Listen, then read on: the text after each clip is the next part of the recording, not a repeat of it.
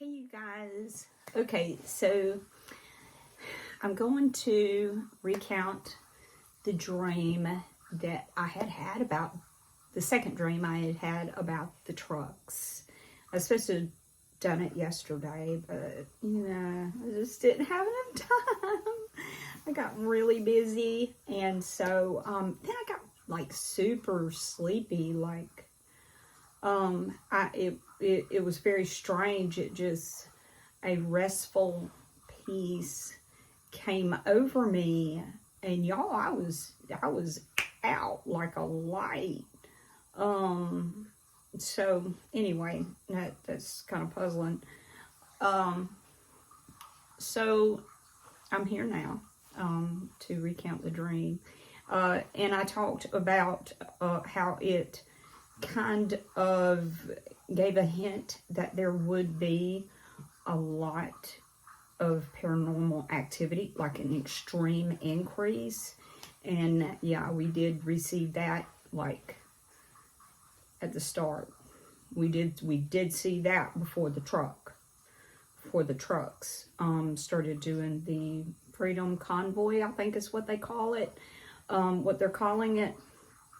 Okay, there are two dreams I'm going to recount in this, because they are going to come together. Actually, three.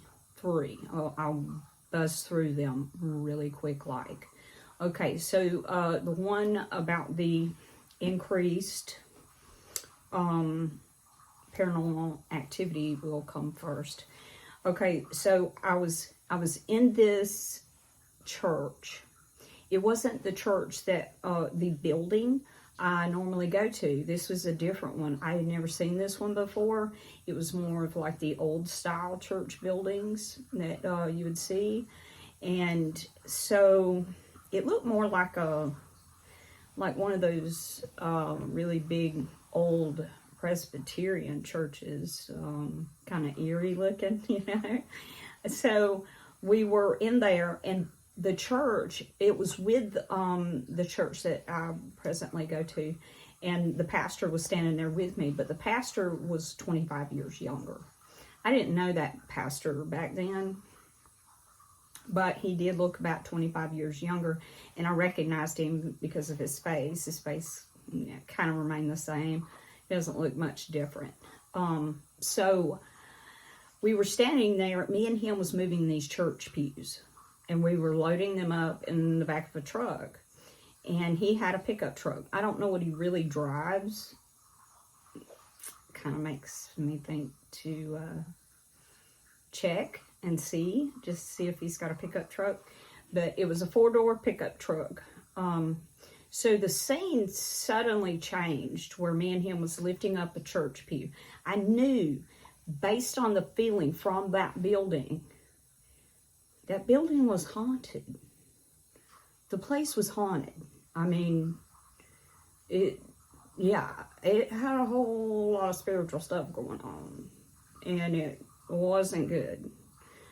So, I had gotten that haunted feeling, but the scene suddenly changed from that, and then I found myself sitting in the back seat of that pickup truck.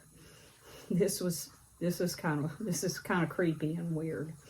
I had a little girl sitting beside me, and she was facing toward me in the seat, and she was just staring so still. I mean, her face was painted up like a doll's, but it was a little bit to the extreme, so it really was kind of sinister and creepy looking. But she was sitting there staring at me. And this little chubby faced girl, and she's about 5. I was sitting on the passenger side back seat. The pastor was driving. He was eating a waffle cone. Yeah, it beats me. There was a woman sitting in the passenger seat. Now, I did not recognize her, but she was complaining. She was, about general things. You know how us women do. We have to vent. Well, the pastor was just sitting there listening to her, eating his waffle cone, or pretending to listen. And she was giving it a what for. You know, she was very opinionated. And he just sat there and listened to her. And I could feel the truck was speeding up. It was hitting off the shoulder, on and off the shoulder. So I started tensing up, and then I started hearing metal rip. I started hearing this glass break, and it was coming from in behind the truck. And I turned around and I looked out the back glass. There was a red semi that was jackknifing toward our truck like that. It was nowhere to go. It was nowhere to go. I mean, she was up there fussing. He was up there listening. This little girl was sitting there staring at me as if nothing was happening. I mean, you couldn't even hear the radio in the truck. This thing was so loud. It was, it would make your teeth hurt. That screeching sound. And it was so loud. But they just said like it was normal. So I was like, what is going on? And that thing got so close to us, and it was not stopping, and it was coming. I bent down into the floorboard. The top half of my body was in the floorboard. My butt was still in the seat. And so I was positioned kind of weird. I could tell that the direction of the sound was coming from a different direction now. It went from behind us. What sounded like in front of us. And it had been a few seconds. Surely that truck would have hit us. I sat up and I looked out the windshield. That truck had went through us. But what the truck was doing, you remember I said that the pastor that was operating that truck was gaining speed.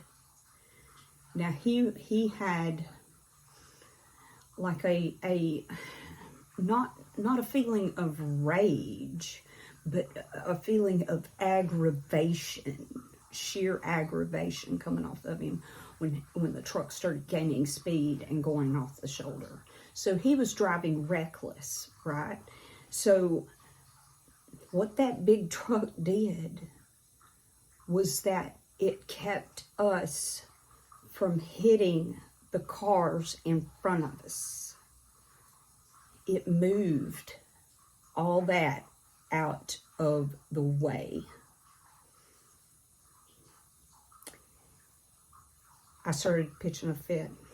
Once I realized, you know, we were spared, I started screaming and stomping my feet in the floorboard. I was not taking no for an answer. I said, take me home, take me home, take me home. He didn't say anything.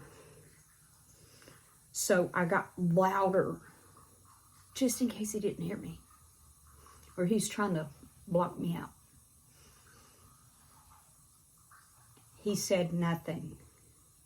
He was done with his waffle cone by that point. So he was driving, all creepy like, wasn't looking, nothing. And I felt the truck go. Pew. It had left pavement and onto a dirt road. I could even hear the tater ridges when the tires hit them, because that's what we call them, little bumps in the dirt road.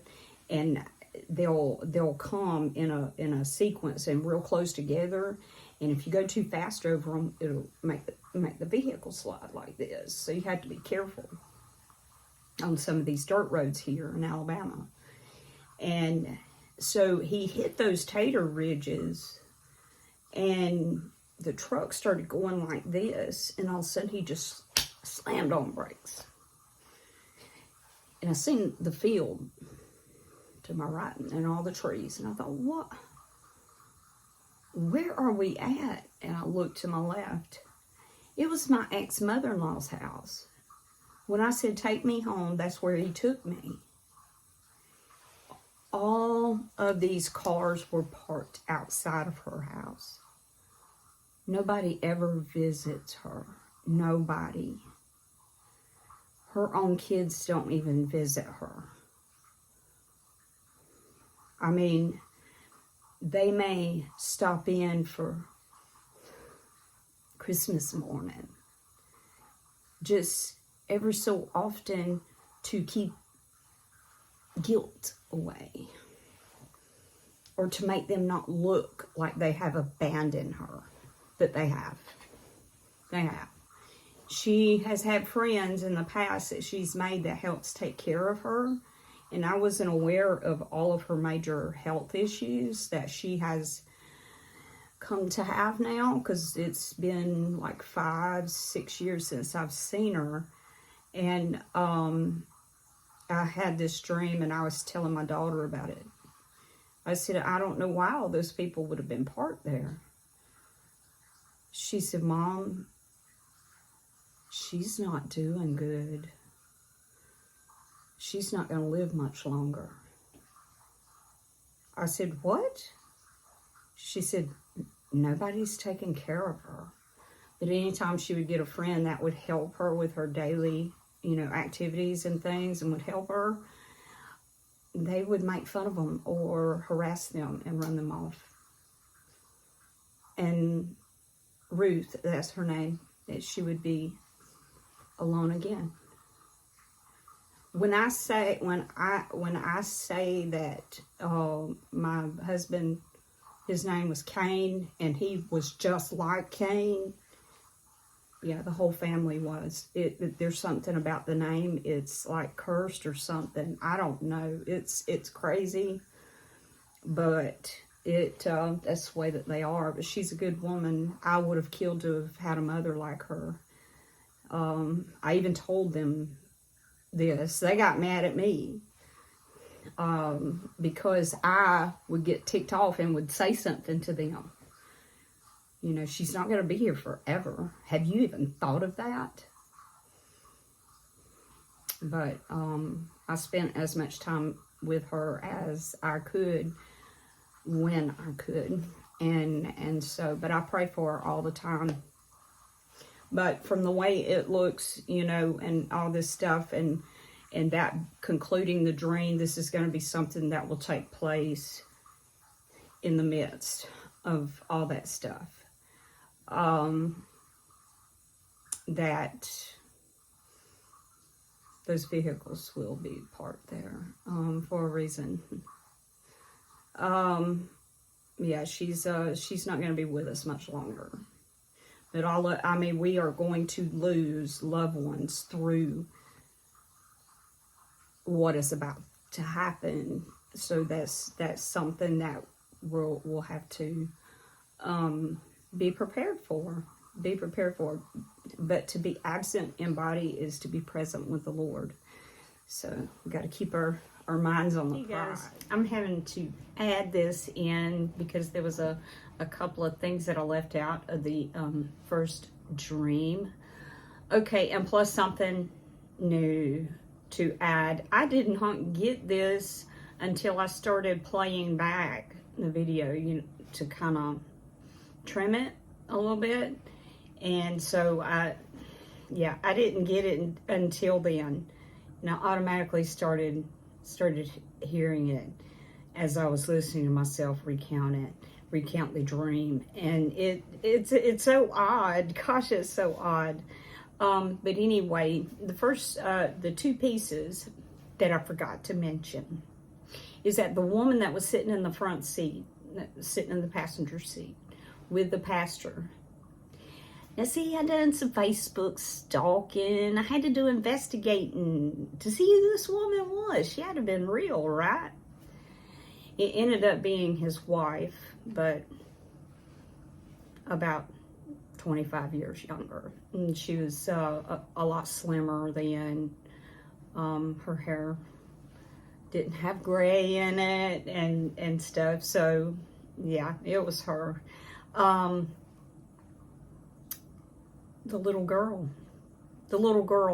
I did not know that they had kids. I didn't know this. Okay. So I was at church about 2 nights after having this dream, and I was sitting about 3 rows back. And I saw this little girl. The little children's church thing had let out just a few minutes early. And they come out there with the adults and sat down and with their parents. So I saw this little girl, and she was turned around. She had this long braid, long blonde hair, and she was just staring at me. She had the chubbiest cheeks. And I was like, wait a minute. I know that little girl. I know her. And so I asked my neighbor who was sitting just beside me. I said, whose little girl is that? She said, it's the pastor's.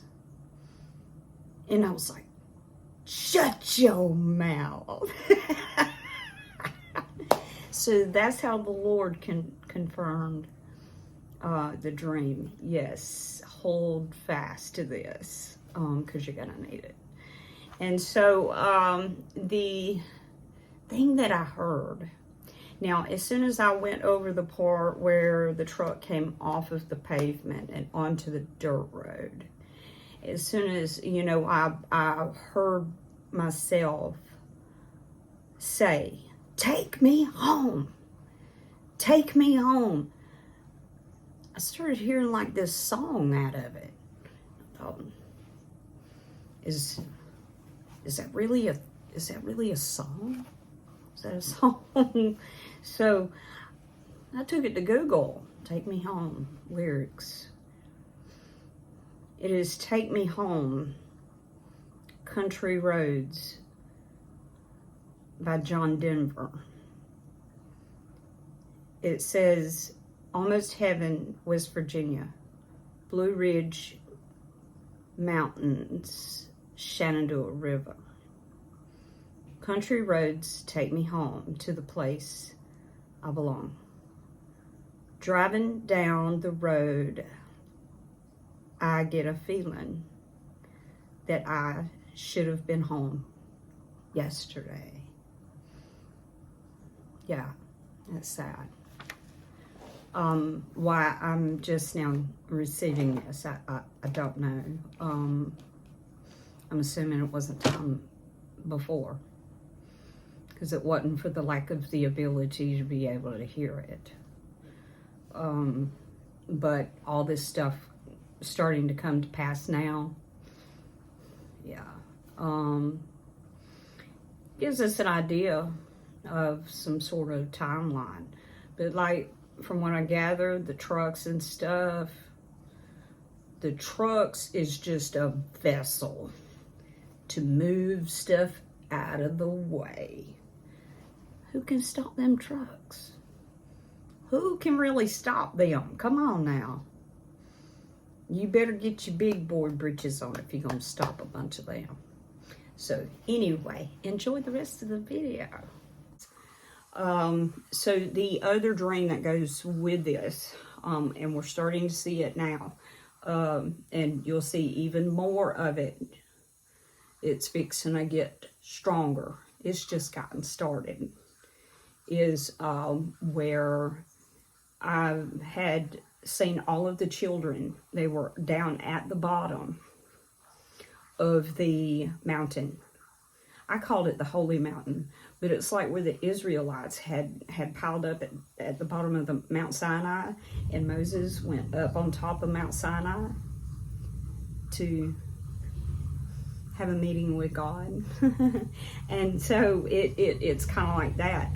Okay, so I saw all these children piled up at the bottom of this mountain.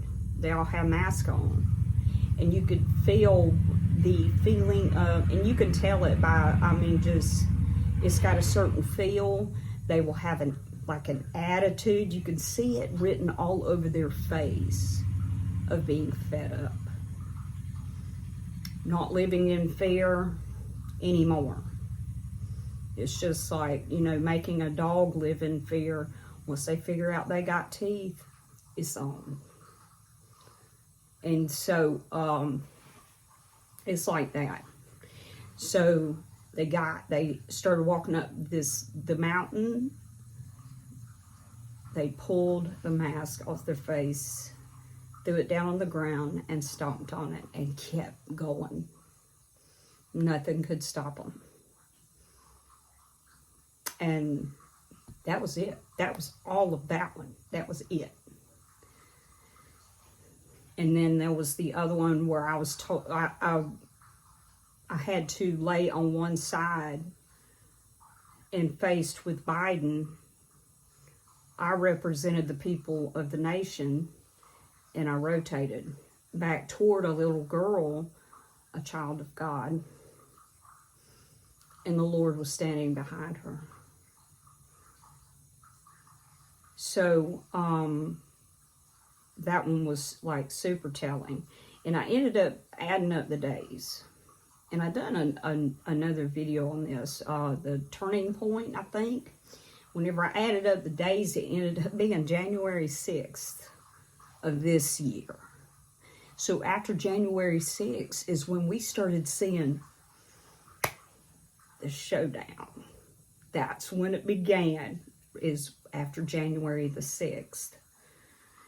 You started seeing stuff about God and the Lord and the resurrection in tabloids, magazines, people doing interviews, just all it blowing that up.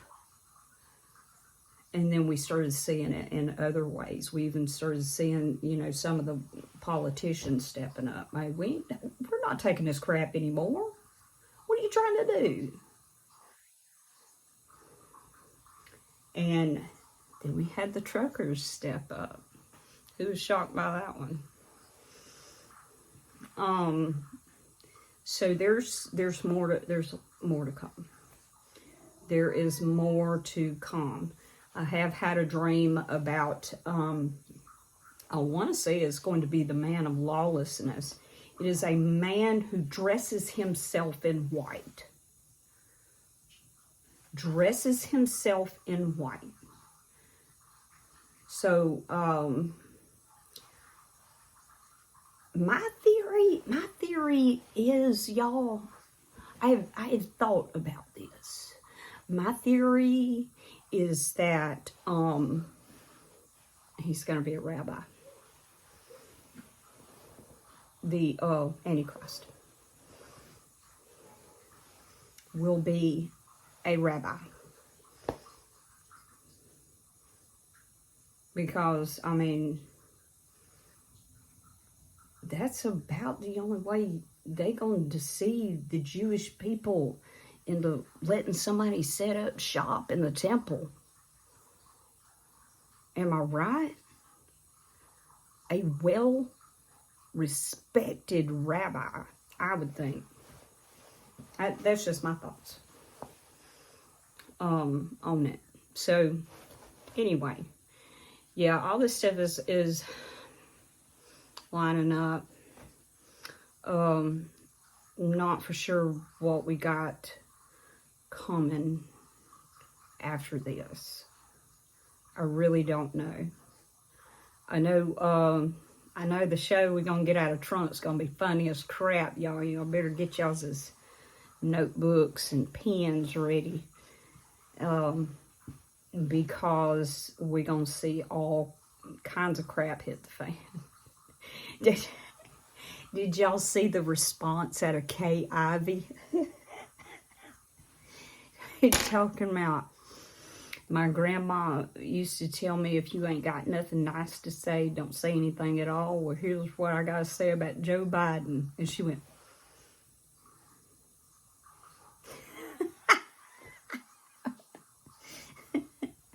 I love Alabama. Anyway, I hope you guys enjoyed this video, and I thank you for watching.